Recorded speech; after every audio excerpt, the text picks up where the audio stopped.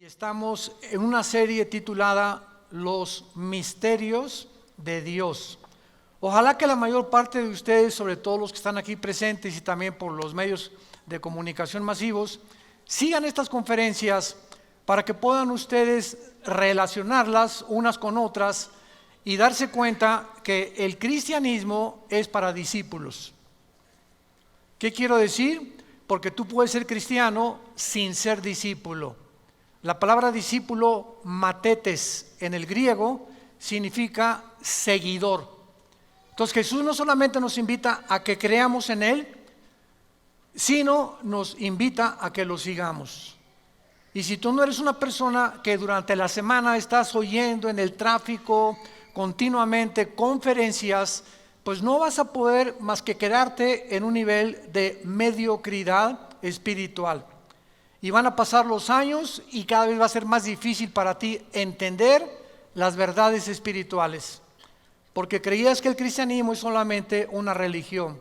Venir el domingo y escuchar una conferencia y entre semana no tienes ningún contacto con este libro que es la Biblia, que es el alimento de nuestra alma. Muy bien, vamos a desarrollar en esta mañana el tema el misterio de la ciudad de Jerusalén. El misterio de Jerusalén. En el libro del Éxodo capítulo 2, si me quieren ustedes acompañar, los que no traigan Biblia, siéntense con un cristiano. Venir sin Biblia a la iglesia ya es el colmo de los colmos. En el capítulo 2 del Génesis, versículo 10 en adelante, se nos da una ubicación aproximada del huerto del Edén. Y lo que nos va a sorprender en este estudio, en esta mañana, va a ser en dónde se encontraba el huerto del Edén. Porque supuestamente, de acuerdo a la ubicación que vamos a leer en estos ríos, que es el Tigris y el Éufrates, que nace el Tigris desde Turquía y va bajando hasta el Golfo Pérsico, igual que el río Éufrates, y atraviesan la tierra de Siria, Irak. Entonces, durante mucho tiempo se especuló de que el huerto del Edén se encontraba cerca de Irak. Y no solamente eso, sino que yo hace muchos años también lo creí. Porque aquí claramente dice el capítulo 2 del Génesis, versículo 10, salía de Edén, pero acuérdense una cosa, el Edén era toda el área geográfica. Y dentro de toda esa área geográfica, puso Dios al oriente del Edén el huerto o el jardín donde colocó a la primer pareja humana. Entonces, cuando hablamos de que Adán y Eva crecieron en el Edén, nos equivocamos, porque Dios crea a Adán, síganme con cuidado, fuera del huerto. Y ya que Dios creó a Adán, lo coloca dentro del huerto, o el paraíso o el jardín. Y las únicas que fueron creadas en el huerto, en el paraíso, fueron las mujeres. Nadie se alegra, ¿verdad? Menos los hombres. Vean antes en el capítulo 2 del Génesis, versículo 8, y Jehová Dios, vamos a ver, Jehová Dios plantó un huerto en Edén. O sea, Edén era la zona geográfica. Fíjense cómo comenzamos a estudiar la Biblia detenidamente y nos sorprendemos de cosas que no habíamos notado antes. Por eso esta serie se llama Los Misterios de Dios. Jehová plantó un huerto en Edén al oriente y puso allí al hombre. O sea, Adán fue colocado en el huerto del Edén. No fue creado en el huerto, fue creado en el Edén, o sea, en la zona geográfica. Y ahí puso al hombre que había formado, y ahí hizo Dios nacer los árboles que ya sabemos, del árbol de la vida, los árboles frutales, etcétera, etcétera. Versículo 10. Y de ahí del Edén, o sea, no del huerto, del Edén salía un río para regar el huerto y de allí se repartía en 4 brazos. El nombre de uno era Pisón. Este rodeaba la tierra de Ávila, donde hay oro. Y el oro de aquella tierra es bueno. Allí también hay también bedelio y ónice. El nombre del segundo río era Gilgón. Este es el que rodea toda la tierra de Cus, o sea, el África. Y el nombre del tercer río Hidekel, que este es el río Tigris. Este es el que va al oriente de Asiria, y el cuarto río es el Éufrates. Entonces, cuando vemos un mapa actualmente de toda la zona del Medio Oriente, nos damos cuenta que el río Tigris y el Éufrates cruzan por Siria e Irak y desembocan casi en el Golfo Pérsico, e Israel está un poco atrás. Pero recordemos algo, cuando vino el diluvio universal, cambió completamente la geografía del Medio Oriente. Muchos creen que el río que no tiene nombre aquí era el río Nilo, que está en Egipto al sur de Israel. Entonces, cuando vemos todas estas cosas, podemos nosotros ya armar nuestro rompecabezas, porque la suma de la Biblia es la verdad. Tenemos que tomar aquí y tenemos que tomar allá para poder realmente descubrir los misterios que están aquí escondidos. Vayamos rápidamente para comprobar esto al libro de Deuteronomio capítulo 32. Deuteronomio 32. Y veamos nosotros en el versículo 8 que la Biblia nos muestra cuando el Altísimo hizo heredar a las naciones. En otras palabras, aquí en este pasaje Dios nos muestra que la conformación geopolítica y geográfica del mundo, Él la dividió. Se cree, ¿verdad? Y está comprobado que los 5 continentes que hay ahorita era un solo bloque de tierra. Y Europa se desprendió de América, África se desprendió también, Australia también. Entonces nos damos cuenta que antes todo estaba pegado, pero vino un cataclismo como el diluvio, que comenzó a separar los continentes, y esto está demostrado paleontológica y arqueológicamente y antropológicamente también. Y dice aquí la Biblia que Dios hizo heredar las naciones, o sea, Dios le dio a los españoles, ustedes van a ser españoles, italianos, etcétera, etcétera, y vino la división completa del mundo cuando hizo dividir a los hijos de los hombres y estableció los límites de los pueblos según el número de los hijos de Israel. Dios reparte el globo terráqueo y Él organiza la geografía del globo terráqueo poniendo en medio a la nación de Israel, al puntito insignificante que ocupa Israel, que no es más grande que el mismo estado de Nueva Jersey en Estados Unidos. Si tú ves un mapa geográfico, Israel casi ni siquiera se puede distinguir, junto a Egipto, junto a Siria, junto a Jordania, Irán, etcétera, etcétera. Ahora, veamos esto en Ezequiel capítulo 5, esta verdad, que Israel es el centro del mundo entero. Y vamos a ir desarrollando esto poco a poco, y les repito, nos va a sorprender. Dice Ezequiel 5, versículo 5. Así ha dicho Jehová el Señor, esta es Yehú Shalom. Yehú, ciudad, Shalom, la paz. La palabra Jerusalén, Yehú Shalom, significa la ciudad de la paz. La puse en medio de las naciones y de la tierra alrededor de ella. Esta palabra en medio es la palabra Tawej, que significa ombligo. La puse como el ombligo de las naciones. Y esto es muy interesante porque nos damos cuenta que antes de que nosotros saliéramos a este medio ambiente en el cual vivimos, que es el mundo, estuvimos unidos en el vientre de nuestra madre, porque aquí no hay nadie que no haya tenido una mamá, todos venimos de una mujer, Y ahí el cordón umbilical era el medio a través del cual la madre, a través de la placenta, nutría o nos nutría, ¿verdad?, al feto con todas las cosas que necesitamos recibir. Y al salir de nosotros, al salir del vientre de nuestra madre, del mundo donde nos encontramos, ahí estuvimos 9 meses nadando. No respirábamos el aire que estamos respirando ahorita, sino que a través del cordón umbilical nos proporcionaba el oxígeno a nuestra mamá. Y al salir a este medio en el cual nosotros vivimos, ¿qué fue lo que pasó? Viene el pediatra, ¿verdad?, o los médicos, y nos cortan lo que nos conectaba a la antigua vida para integrarnos a la nueva vida. Porque ya ahora no dependeríamos del vientre de la mamá, nos incorporaríamos al mundo en el cual tú y yo vivimos actualmente. Pero nos damos cuenta que el centro del cuerpo humano es el ombligo, porque de ahí salimos.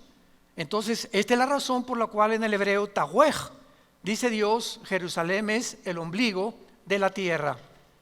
Pero vamos poco a poco a ver ahora en Génesis capítulo 10, que antes de que Dios hiciera la división geográfica del mundo, después del diluvio, en Génesis capítulo 10, el mundo se reparte de acuerdo a 3 seres humanos. Todo el mundo se reparte de acuerdo a 3 seres humanos.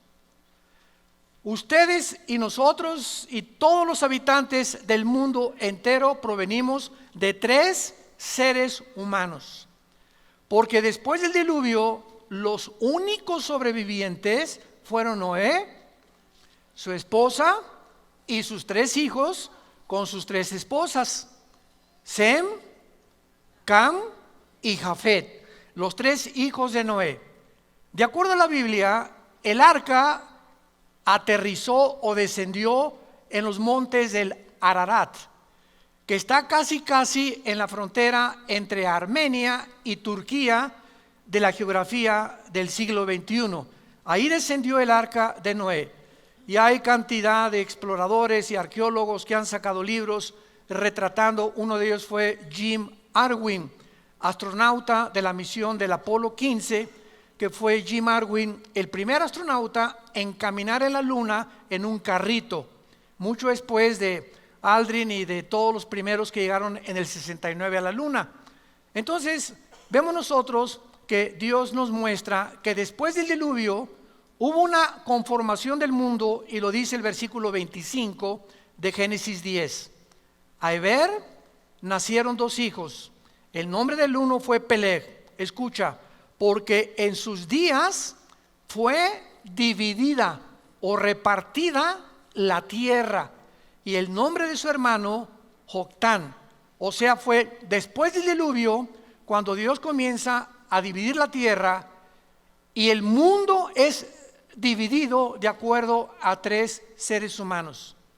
De Jafet, los que quieran apuntar, o los jafetitas, son los que poblaron toda Europa, los que se conocen como anglosajones. Toda Europa fue fundada por Jafet. Cam es el padre de todos los africanos. De ahí vienen los cananitas, que se convirtieron después en enemigos de Israel.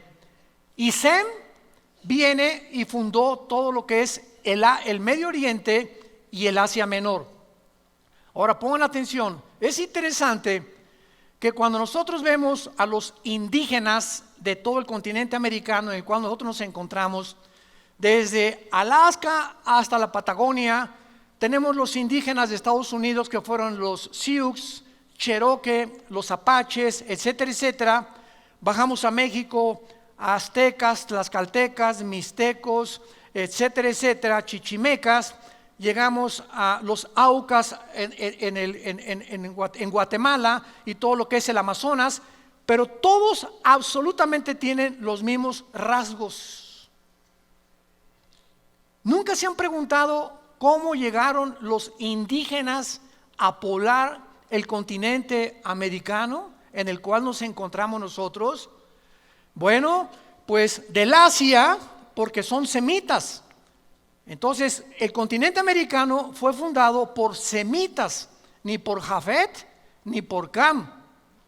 Los semitas o los asiáticos entraron y cruzaron a este continente por el estrecho de Bering, al norte del continente americano.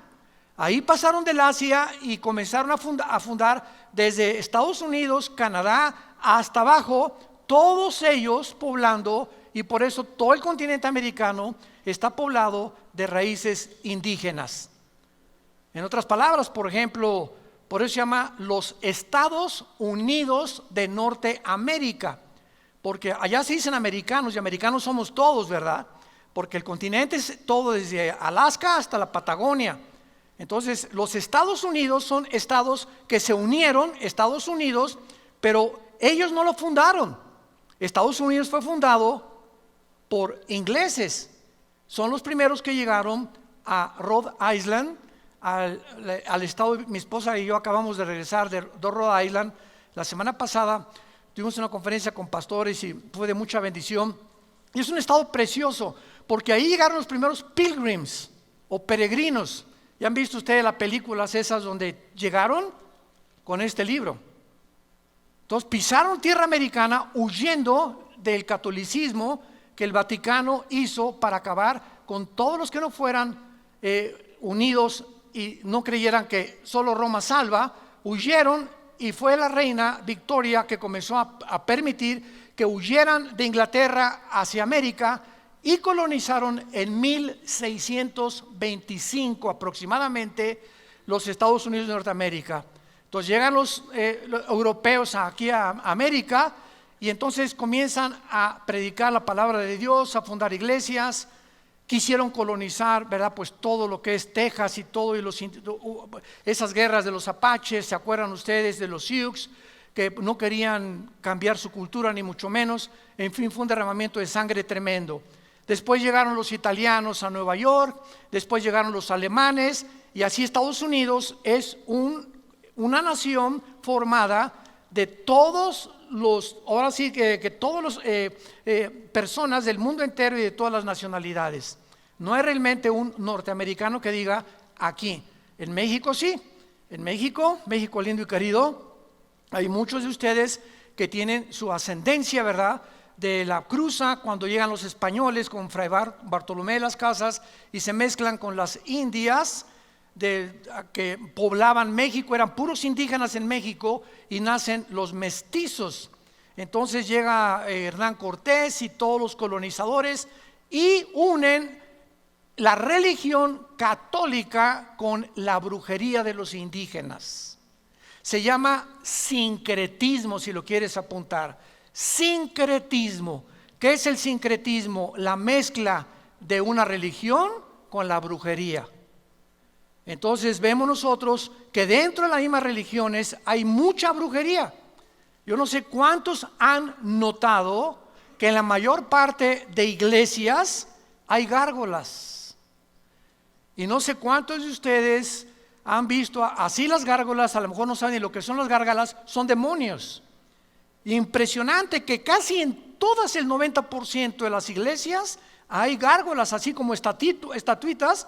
Vaya por ejemplo a Mérida, Yucatán, y casi todas las avenidas de Mérida son puras gárgolas. O sea, hay una influencia tremenda demoníaca en México, Centroamérica y Sudamérica, porque cuando llegaron a colonizarnos no llegaron con este libro, llegaron con la religión. No trajeron el evangelio, trajeron la religión que se mezcló con la brujería. Muy bien, abandonando este desarrollo que estamos haciendo de la colonización y de dónde provenimos nosotros, nuestro punto principal es el siguiente. Realmente el huerto del Edén se encontraba en lo que es ahora la ciudad de Jerusalén. ¿Es posible que Jerusalén, siendo el centro en el cual Dios puso a las naciones del mundo, y siendo el huerto del Edén donde Dios coloca al ser humano y donde se encuentra el monte de Sión. ¿Saben por qué se llama Jerusalén el monte de Sión? Gracias a David. Porque Jerusalén está en un monte, también le llaman el monte del templo. ¿Y saben ustedes dónde se encontraba? Virgen de qué, ¿qué llamamos ahorita? ¿De la Macarena? ¿Dónde se encontraba el huerto del Edén? Exactamente, vamos ahorita a verlo, donde se encuentra ahorita la mezquita de Omar, el domo de la roca. Cuando vas a Jerusalén hay un domo impresionante dorado, y ese domo es una mezquita musulmana. Y debajo de ese domo y de esa mezquita musulmana se encuentra lo que era el templo de Salomón, que reconstruyó el rey Herodes, y que desde el año 70 después de Cristo hasta nuestros días, los judíos no han podido hacer sacrificios. Y el judaísmo es una religión de sacrificios. No han podido hacer sacrificios porque no hay sacerdotes, no hay corderos y no tienen templo. Entonces, para que ellos recobren ese templo, que en el año 605 después de Cristo, uno de los líderes musulmanes, Omar, que era uno de los califas del Imperio Otomano turco, que hasta 1923 gobernaron casi la tercera parte del mundo, él inventó la religión del Islam, Mahoma. Y entonces construyeron a donde estaba el templo judío, como ya no había judíos, y los dispersaron por la maldición que cayó sobre ellos, construyeron la mezquita de Omar o la cúpula de la roca, y ahí se encuentra debajo el templo judío. Y es interesante, ahora que vayamos el año que entra, los que nos van a acompañar en junio, vamos a Israel del año que entra, es interesante que en la parte occidental del domo de la roca o de la mezquita de Omar, en árabe está escrito estas palabras: la roca del templo del huerto del Edén. Los mismos musulmanes escribieron esto: la roca del templo, el huerto del Edén. Y la puerta norte de la mezquita se llama la puerta del paraíso del Edén, Ba-ej-Jina en el árabe. Y en el piso de enfrente hay una puerta de piedra de jaspe color verde de medio metro cuadrado, que los musulmanes le llaman la piedra del Edén. Vamos pues a descubrir nosotros lo siguiente: ¿cómo podemos comprobar que el huerto del Edén se encontraba en Jerusalén cuando ya vimos que cambió la geografía, la topografía, todo lo que ahorita vemos después del diluvio, y el descubrimiento que nos confirma que el huerto del Edén se enconraba en la ciudad de Jerusalén? Es que a Jerusalén se le llama el monte de Sión o el monte del templo, y es ahí donde fue creado Lucifer.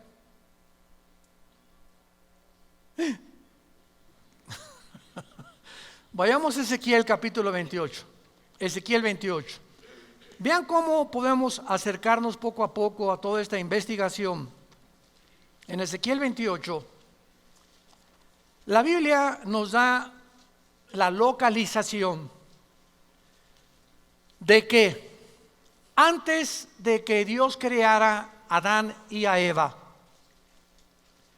este planeta Tierra, había estado ocupado antes que nosotros. Se le llama el mundo pre-adámico, pero no por seres humanos, porque fuimos nosotros una creación especial de Dios después de los ángeles. Los ángeles se le llama la familia de Dios en el cielo, y la familia de Dios en la tierra es la iglesia, somos nosotros. Entonces, nos damos cuenta que cuando estudiamos la Biblia Satanás o Lucifer, que era su nombre, el que lleva la estrella o el que porta la luz, su nombre no es Satanás. La palabra Satanás viene del hebreo Satán, que significa enemigo o adversario. Entonces es un título nada más.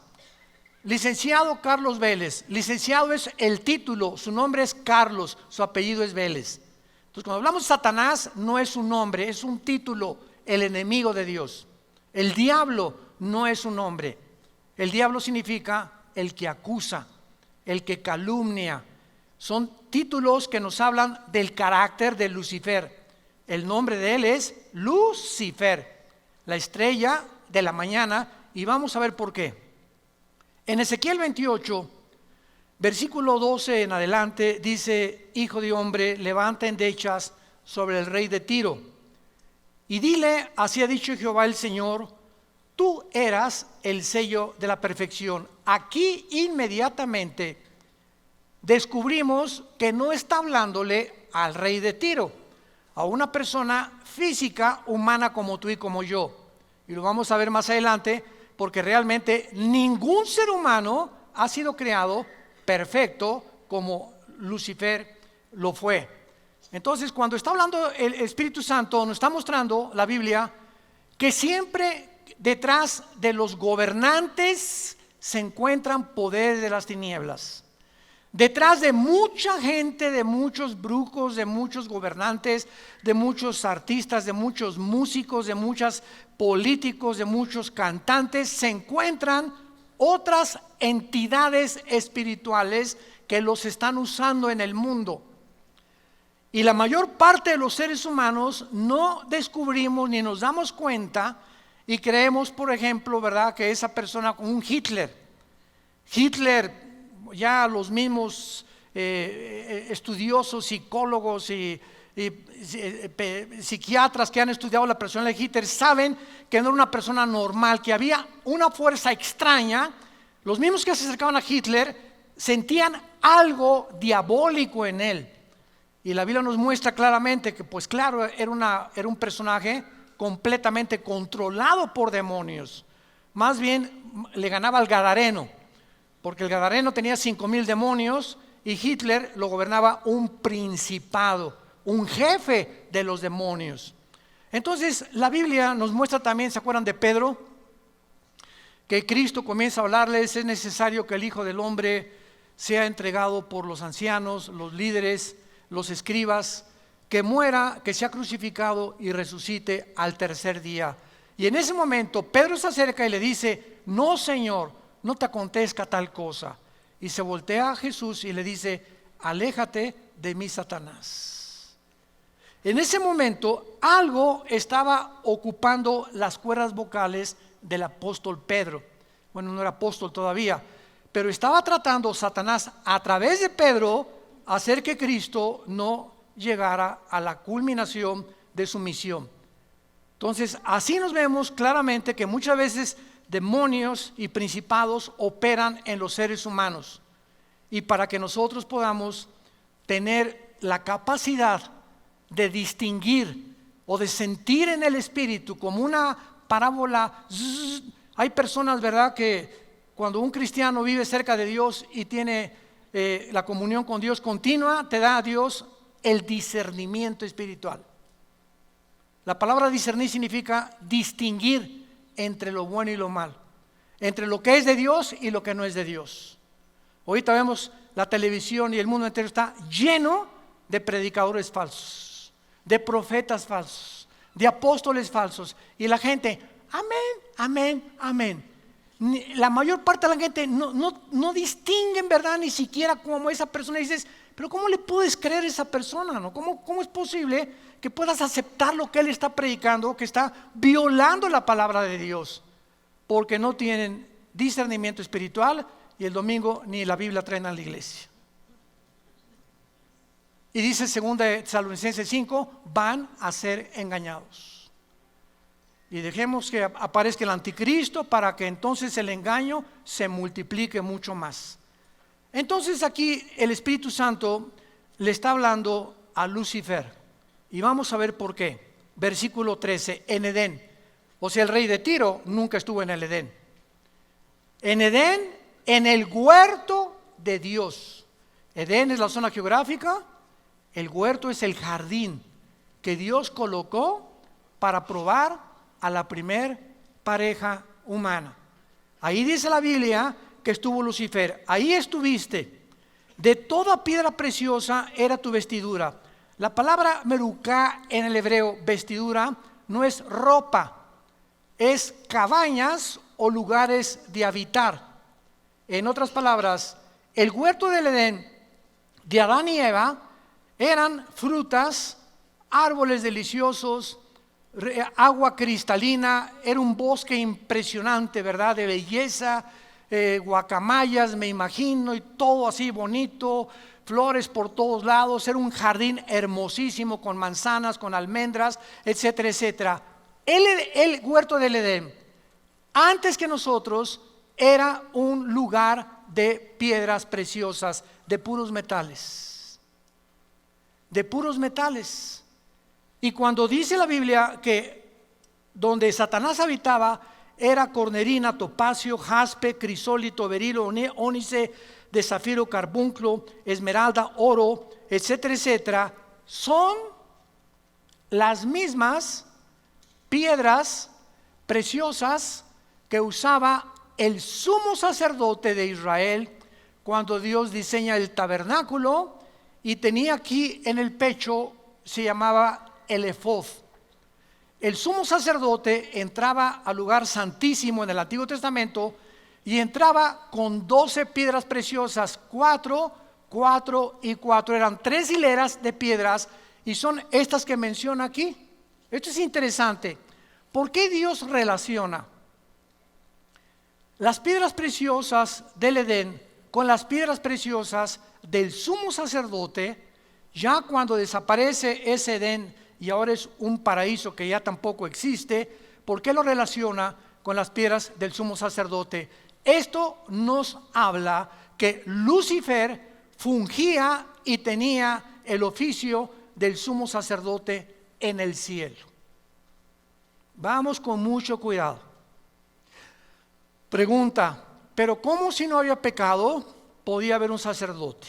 Porque la palabra erios en el griego, sacerdote, significa el que intercede por otra persona.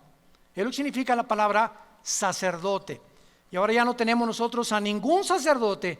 Ahora nosotros somos sacerdotes cuando recibimos a Cristo, porque ahora yo puedo orar por mis hijos, puedes orar por otra persona ante Dios sin el intermediario de ninguna otra persona. Ya en la cruz a nuestros días, ya no tengo que venir con una persona y decirle, por favor, le voy a decir mis pecados, me confieso y me perdona, pues ese 20 Aves Marías o 5 Padres Nuestros y usted es perdonado. Y eso ya no existe. Ahora nuestro sumo sacerdote es Jesucristo. Y Él es el que está intercediendo por nosotros. Ya no hay necesidad de intermediarios humanos, porque no hay más que un mediador entre Dios y los hombres, Jesucristo hombre. 1 Timoteo capítulo 2. Muy bien. Entonces, esta era la habitación de Lucifer. Y a lo que vamos es que ahí en el lugar del Edén se encontraba lo que se llama el monte de Sión. Dice el versículo 14, tú querubín grande. 2, Lucifer no era un ángel. No es un ángel caído. Lucifer era un querubín. Los querubines son el rango más elevado de todos los demás criaturas que Dios creó. Por favor, síganme. Los querubines es una especie, entidades espirituales completamente diferentes. Unos tienen alas, otros tienen 4 alas, otros no tienen alas. Abajo de los querubines están los serafines. Isaías capítulo 6 del 1 al 4, que están y no bajan a la tierra. Día y noche están santo, santo, santo. Kadosh, Kadosh, Kadosh es el nombre de Dios, el Santo de Israel. Y los ángeles es otro rango de criaturas que Dios creó para mandarlos a este mundo. La palabra malak en el hebreo, y angelos en el griego significa mensajero. Entonces la palabra ángel significa mensajeros. Los querubines no son mensajeros, ni tampoco los querubines, ni los serafines. Todos los ángeles son mensajeros, como Gabriel, que es el correo de Dios, el que se le apareció a Daniel en Daniel 10, el que le dijo a María, María, el Espíritu Santo te cubrirá, y el santo ser que está formado aquí en tu vientre no es la obra de José. Él no va a poner el cromosoma Y, que es el que determina el género masculino, sino que el Espíritu Santo producirá, así como creó a Adán y Eva, y de la nada le puso los cromosomas y la genética y el ADN de la nada, así a María de la nada Dios creó el cromosoma Y para que fuera formado en la fertilización con el óvulo de María el cuerpo de Jesucristo en su vientre. Entonces esto es muy importante para que nosotros podamos distinguir claramente las clases y los rangos de criaturas que la Biblia menciona. Ahora muy bien, tú querubín grande protector, ¿protector? ¿Qué acaso antes de que, porque aquí todavía no caía, más adelante ya sale su caída, ¿de qué protegía querubín? ¿Por qué ejercía las funciones del sacerdote del Nuevo Testamento? Simplemente porque cuando Dios creó a los ángeles y a los querubines y a los serafines, Dios los creó con la misma capacidad que nos creó a nosotros, con la capacidad de que ellos pudieran algún día hacer una elección entre el bien y entre el mal. Oiga, pero si el mal no existía, no existía, porque cuando Adán y Eva fueron creados con la naturaleza pecaminosa. No, ¿verdad? Adán y Eva no fueron creados con pecado, no había una naturaleza pecaminosa, y estando una naturaleza sin pecado, pecaron. Esos mis teólogos ¿no se han empachado? Bueno, seguimos. Cristo, cuando fue también formado en el vientre de María, nació sin una naturaleza pecaminosa. Así fueron creados los ángeles también, porque Dios no es el creador del pecado. Pero los ángeles tenían la opción, como la tuvo María, como la tuvo Jesucristo, de haber escogido resistir la tentación o rechazar la tentación. El único que la venció fue Jesucristo. Pero los ángeles tuvieron la oportunidad. Lucifer entonces cuidaba el atrio santo en el cielo, porque la Biblia dice que hay un templo en el cielo. Donde lo dice todo el libro de Apocalipsis. Dice la Biblia, se abrió el cielo y dice Juan, vi el templo de Dios. O sea, no es una iglesia como con construcciones, ni con una cruz, ni mucho menos, ¿verdad? El lugar de la habitación de Dios, donde Dios es adorado por millones de millones de millones de millones de criaturas angelicales. Entonces Satanás tenía que cuidar el trono de Dios, y fue a quien se le asignó la tarea de cuidar el que pecó contra Dios. Y cuando vemos nosotros la pregunta que la mayor parte de los ateos hacen y en la universidad te van a hacer, ¿por qué Dios creó el mal? ¿O por qué Dios permitió el mal en el mundo? Ellos, los ateos, no tienen respuesta. ¿Por qué creen que nos preguntan a nosotros? Porque el cristianismo es el único sistema de pensamiento que ofrece estas respuestas. Nunca le van a preguntar a un musulmán, nunca le van a preguntar a un hindú el origen del mal, ni el origen del hombre, ni el origen de las lenguas, ni de las naciones, ni de los gobiernos, porque todo esto se encuentra en la Biblia nada más. En ningún otro libro sagrado, ni en el Ramayana, ni en los Vedas, ni en el Tripitaka de Buda, etcétera, etcétera, ni en el Corán de los musulmanes, se encuentran respuestas a las grandes incógnitas de la raza humana, más que en las Sagradas Escrituras. Y esta es la razón por la cual es el sistema de pensamiento más atacado, más controvertido y más odiado del mundo. No, la Biblia fue hecha por hombres. contiene historias, leyendas como Adán y Eva. Oye, espérame tantito, una barbaridad y una marihuanada más grande de decir que venimos de los changos está peor. Se necesita mucho más fe para creer que realmente somos el resultado de un accidente, a creer que somos el resultado de un Dios inteligente que tuvo comunión con nosotros y que anhela tener comunión con nosotros, y que después de la muerte tendremos un juicio porque somos agentes morales responsables. Entonces Satanás fue creado para poder, Lucifer, cuidar el templo de Dios. Muy bien, vamos a contestar la pregunta. Cuando Dios crea el universo y crea las criaturas, Él no podía crear criaturas sin una alternativa. Se las voy a poner más fácil. Si tú en una nación te dicen que votes porque esa nación se considera democrática y nada más hay un candidato, ¿eso es democracia? Eso es dictadura, ¿verdad? O sea, para que haya democracia tiene que haber libertad de poder tú decidir entre uno o el otro. Entonces, cuando Dios crea el universo y a sus criaturas, no pudo haber creado un solo camino, porque hubieran sido robots. Dios permite la otra opción, el otro camino, para que ellos pudieran escoger libremente, escoger ese camino o escogerlo a Él. Y eso es lo que nos hace agentes morales responsables de nuestras acciones. Como dijo Agustín de Hipona, el teólogo de la Iglesia Católica en el siglo III después de Cristo, si Dios hubiera creado un mundo donde no hay mal, o donde no hubiera existido el mal, hubiera sido un mundo de robots. Era muy fácil que Dios nos creara como con cuerda, ámame, ámame, ámame, pero a Dios le agradó permitir que pudiéramos escoger el otro camino. Y esta es la razón por la cual había la capacidad en los ángeles, creados perfectos, como en Adán, creado perfecto, como en Cristo, nacido perfecto de María, la capacidad de que pudieran enfrentar tentaciones para probar realmente si servían a Dios.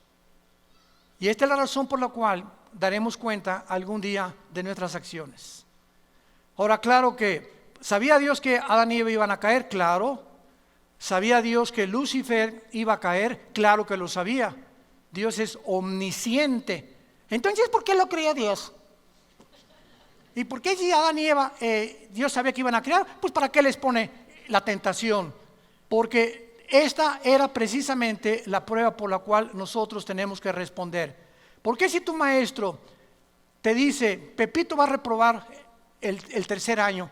Y entonces, ¿para qué me hace la prueba? Precisamente para demostrar que vas a reprobar y que fuiste un mediocre durante todo el año. Nunca quisiste estudiar ni pagar el precio. Entonces, yo sé que tú vas a reprobar simplemente por la forma en que tú te conduces. Y fue por lo que hizo Dios a Judas también. Imaginémonos a Judas en el juicio. Oye, ¿para qué me creaste si dice la Biblia que yo era el que iba a entregar a tu hijo? Es más, dice Judas, por favor, reconózcanme, si yo no traiciono a Jesús, ustedes no hubieran sido salvados.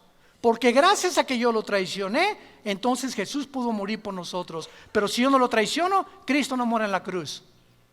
¿Se fijan esta línea de lógica, aparentemente lógica? ¿Saben quién pensaba de esta manera? Un ateo italiano llamado Giovanni Papini. Y me acuerdo que antes de ser cristiano, estas preguntas se las hice yo a los cristianos y no hubo quien me respondiera. Y por eso persistí en mi ateísmo, porque yo exigía respuestas lógicas, razonables, que me hicieran pensar y me hicieran calcular exactamente lo bueno y lo malo y lo que iba a estar de por medio. Y entonces, cuando vemos todo este razonamiento, nos damos cuenta claramente, ¿verdad?, de que la omnisciencia de Dios no significa que Dios escoge a unos para el cielo y otros para el infierno. Este es un calvinismo completamente extremo. ¿Dios sabe quiénes se van a condenar? Sí. Entonces, ¿para qué me creo? porque cuando Judas le diga a Dios esto que acabamos de mencionar, Dios le va a decir a Judas: Judas, yo sabía que tú ibas a entregar a mi hijo, por eso escribí antes de que tú nacieras que eras el hijo de perdición. Entonces, ¿para qué me creaste? Porque si no te hubiera creado y hubiera impedido que hicieras lo que hiciste y traicionar a mi hijo, hubiera violado la característica más grande que le di a los seres humanos: la libertad de escoger. El día que Dios coarte la libertad y que diga: ¿por qué no me impidió Dios que me casara con cabeza de albóndiga? ¿Por qué me permitió Dios que me casara con esta foca? ¿Por qué estas cosas? Es que precisamente tú lo acabas de decir. Dios tiene que permitirlo. No puede impedir nuestro libre albedrío. ¿Y para qué dejó Dios que fumara marihuana? Es que si Él lo impide, te roba nuestro libre albedrío. Y esto es lo que vamos a dar cuentas, precisamente de esto.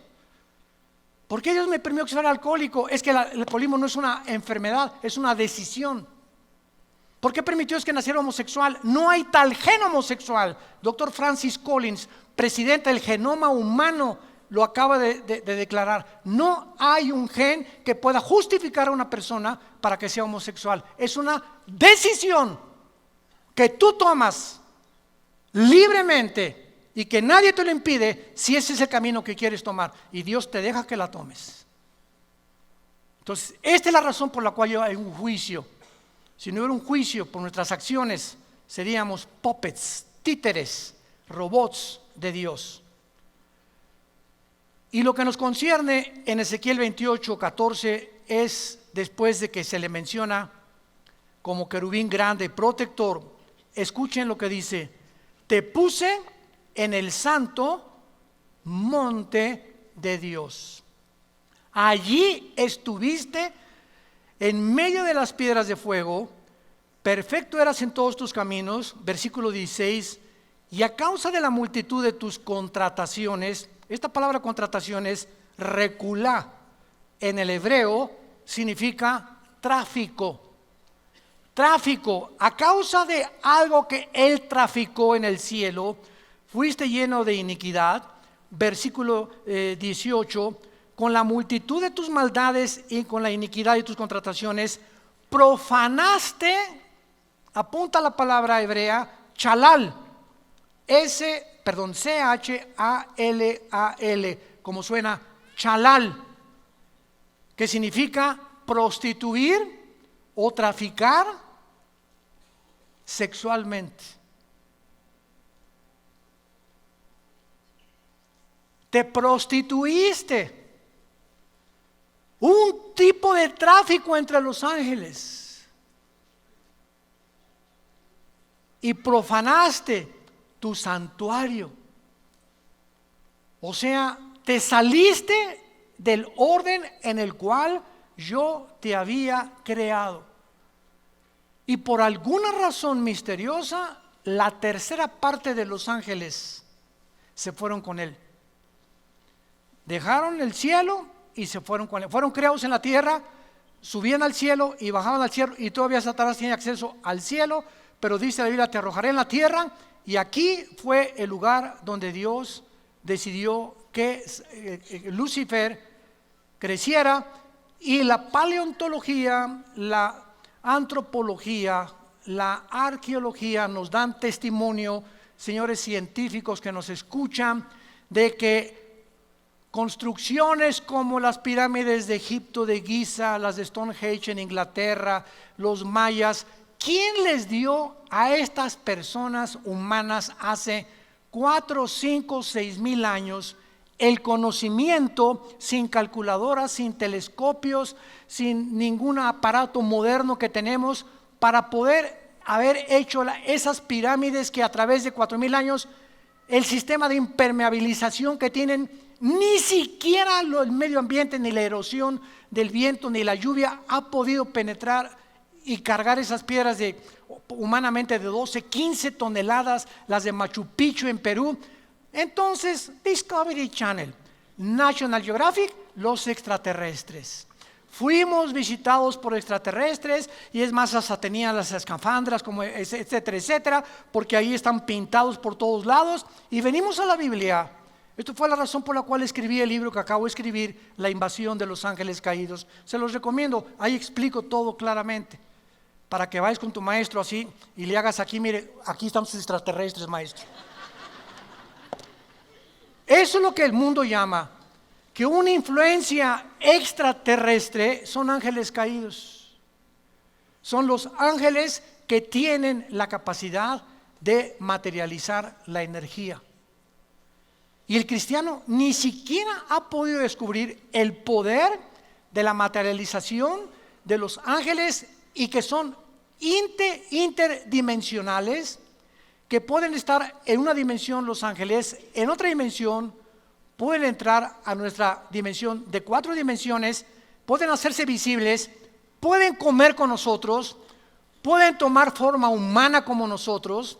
Dice Hebreos 13 que muchos han comido o han hospedado ángeles sin que tú te des cuenta, porque tienen esta capacidad.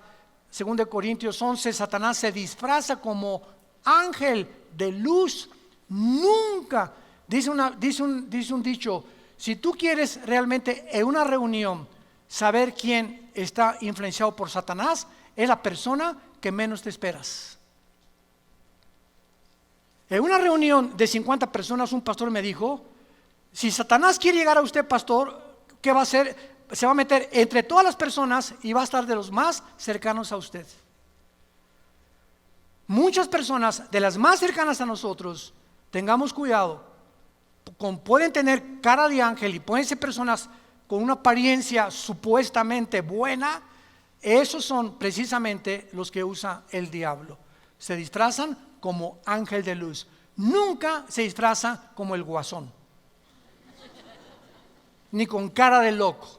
Él viene como ángel de luz. Entonces vemos claramente que Israel es el monte de Sión.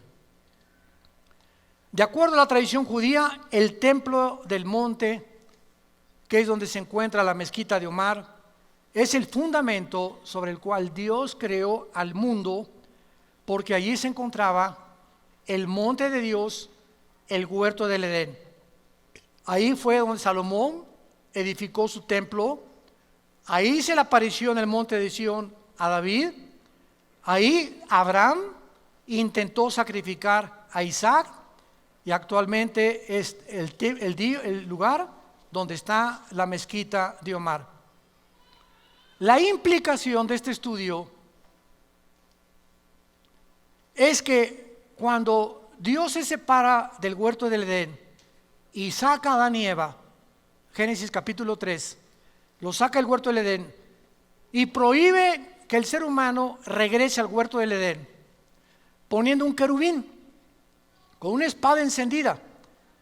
Los querubines significan en la Biblia la santidad de Dios. Por eso en el arca mandaron construir 2 querubines con alas tapando, o sea, nadie puede ver lo que está ¿cómo se llama? Donde se ponía la sangre el sumo sacerdote, cuidando la santidad de Dios. Entonces el querubín en el huerto estaba impidiendo que el ser humano en estado caído no podíamos regresar a tener comunión con Dios. Lo impedía la santidad de Dios y la espada, la justicia de Dios. Esta santidad de Dios y esta justicia de Dios, ninguno de nosotros podía cumplirla, porque somos seres imperfectos y caídos. Entonces Dios mandó a su Hijo Jesucristo para que Él, en su perfección humana y divina y en su santidad, cumpliera la justicia que nosotros no podíamos jamás cumplir, los mandamientos de Dios. Entonces Cristo muere en la cruz y nos dice: Armando, si tú crees lo que yo estoy haciendo por ti, yo te imputo mi justicia. Yo no soy justo. La justicia es como un saco que traemos puesto, que no es de nosotros, es de Cristo. Pero es esta justicia de Cristo la que tapa nuestros pecados, porque a los ojos de Dios estamos sentados ya con Él. Efesios capítulo 3, estamos ya sentados con Cristo y ya Dios nos ve sin pecado. Esto se llama la posición del cristiano. En la experiencia seguimos pecando, pero gracias a la sangre que es tan fresca como hace 2000 años, la seguimos aplicando todos los días a nuestra vida. Entonces, esta es la razón por la cual los querubines, representando la justicia y la santidad de Dios, fueron puestos para bloquear la entrada del ser humano. Ahora, muy bien, el ser humano es sacado del huerto, pero Dios, rápidamente, Éxodo capítulo 25, para terminar, Éxodo 25, Dios anhela que esa comunión que Él tuvo en el huerto con Adán y con Eva se pudiera continuar manteniendo. Pero como el ser humano no podía cumplir esa justicia y esa santidad hasta la cruz, le dio órdenes a Moisés: constrúyeme un lugar donde yo habite y donde nadie puede entrar más que un sumo sacerdote, una vez al año, que se llamó el tabernáculo. Pero veamos la razón por la cual Dios lo hizo. Versículo 8, Éxodo 25, 8. Harán un santuario para mí y habitaré en medio de ellos. ¿Cuál fue el propósito del tabernáculo en el desierto? Que Dios quería seguir morando en medio de nosotros. Entonces el pueblo venía con los sacrificios y ofrecían el sacrificio, y por un año sus pecados les eran perdonados. Y cada año sacrificios y sacrificios, sacrificios, hasta la cruz de Cristo, el sacrificio perfecto. Y ahora, después de Cristo, baja el Espíritu Santo del cielo, cosa que no hizo en el Antiguo Testamento más que temporalmente. Y ahora dice la Biblia, 1 Corintios 6, 19 y 20, ¿qué no saben que ahora ustedes son el tabernáculo de Dios? Ahora nosotros somos el templo de Dios. Ahora Él habita dentro de nosotros. Y ahora no tengo que estar buscando en emociones. Quiero sentir a Dios. Aquí está dentro de ti. Cabeza de caracol. Es que si en esta iglesia no se siente a Dios, el Espíritu Santo, y si no alguien me tumba al suelo o si no me caigo, yo no siento a Dios. Este es el problema, que el diablo quiere seguir llevándonos a través de la experiencia externa, y Dios no trabaja de afuera hacia adentro, Dios trabaja de dentro hacia afuera. Y a Dios lo encuentras y la comunión con Dios la tienes en el silencio de tu tiempo devocional con Él, en oración y con la palabra de Dios. Porque Dios anhela que tú y yo sigamos teniendo comunión todos los días, no solamente el domingo, porque esto es el cristianismo. En esta comunión Él se comunica con nosotros a través de la Biblia. Cada vez lo experimentamos más, cada vez afinamos más nuestro discernimiento espiritual, y cada vez lo amamos, lo servimos y lo adoramos. Porque Él es espíritu, y en espíritu y en verdad es necesario que adoremos a Dios. Te damos gracias, Señor, por tu palabra, bendita palabra en esta mañana. Vida Nueva para el Mundo se sostiene y propaga el mensaje de salvación de Jesucristo gracias a Dios y a tus donativos. Llevemos juntos el Evangelio de Jesucristo al mundo entero. Realizamos eventos, seminarios, congresos y diferentes programas para dar a conocer el mensaje de salvación y el poder de nuestro Señor, transformando y edificando vidas de mujeres, hombres, niños alrededor del mundo. ¿Qué pasa cuando decides hacer tu donativo? Aunque no puedas llevar la palabra personalmente a todo el mundo, de esta forma lo estás haciendo. Con tus donativos o aportaciones, estás sembrando y formando parte de lo que Dios está haciendo en su obra. Estás ayudando a traer luz a la oscuridad, paz al conflicto y esperanza a los que no tienen ninguna. Dona desde México.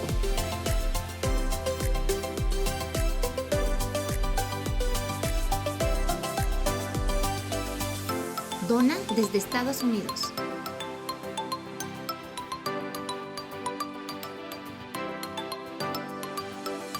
Para el resto de donaciones de otras partes del mundo, www.vidanuevaparelmundo.org.mx/dona. Estamos cumpliendo la gran comisión.